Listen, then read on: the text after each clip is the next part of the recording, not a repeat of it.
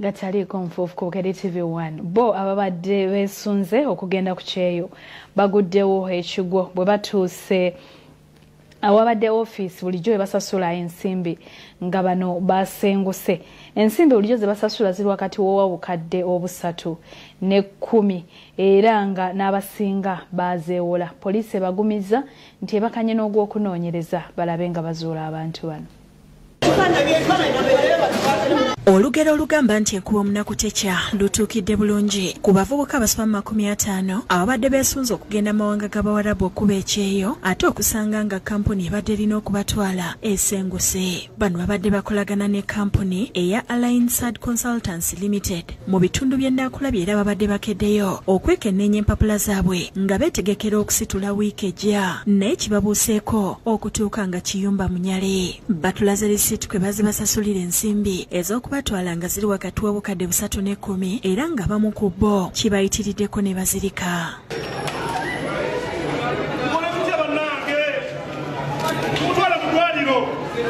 Bano nga n'abamu ku b'ensimbi zino babadde bazeewola bagamba tebamanyi gye bagenda kuzijja kuba babadde basuubira kuzisasula oluvannyuma lw'okutandika okukola. Batubbye ssente ezisoba mu bukadde 3 twajoyininga January ne batugamba emyezi 2 tugenda batutambudde tugenze okukola tuzino tukutte emyezi 8 tugenda kuweza mwaka tewali yadde ekivaayo tuzize batuwadde batugamba nga 15 tugenda leeta passport twatandise okuba amasimu nga tebagakwata.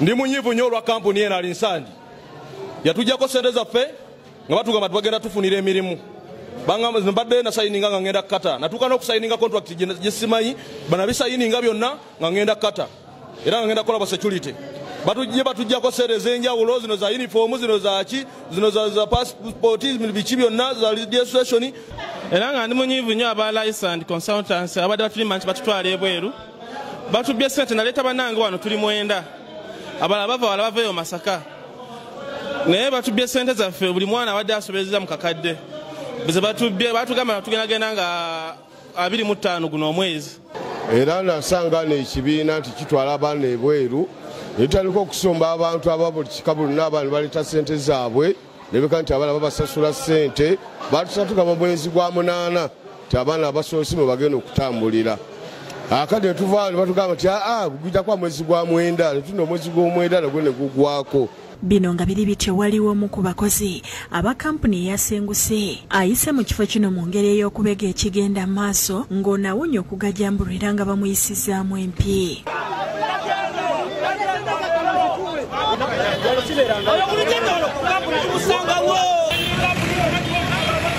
Abavubuka bano bazibye oluguudo oluva ennakulabye okudda e Makerere nga bakutte ekipande kya kampuni eno okulaga obutali bumativu.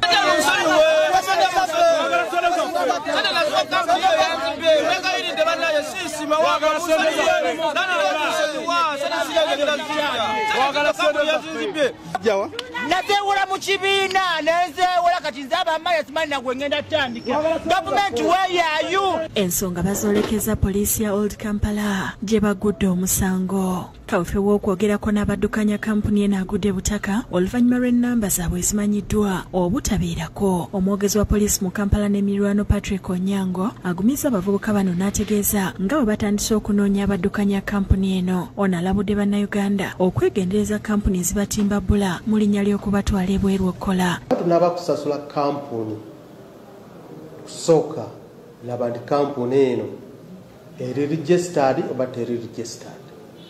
Kampuni eno waliwo obuzibu batwala bweru abantu wabweru oba tebatwala abantu wabweru. Lisan Mutiaba yakusakita ekkulire lino ku Rabukedde TV.